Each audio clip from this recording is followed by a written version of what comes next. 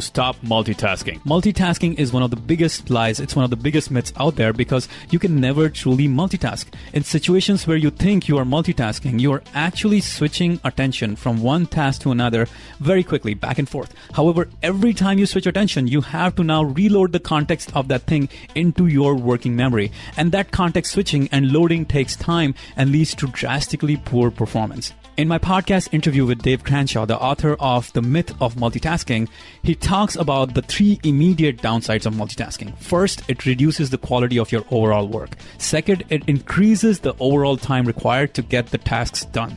You might think that you're being super productive by switching in between tasks, but it has been proven again and again that you will actually be able to get things done much faster if you just focus on one thing at a time linearly. Thirdly, it increases your stress levels and adds to frustration and lack of fulfillment. So if you want to build your focus, if you want to become more focused in life, make sure to stop multitasking and start single tasking. Focus on one thing, finish it, and then move on to the next thing.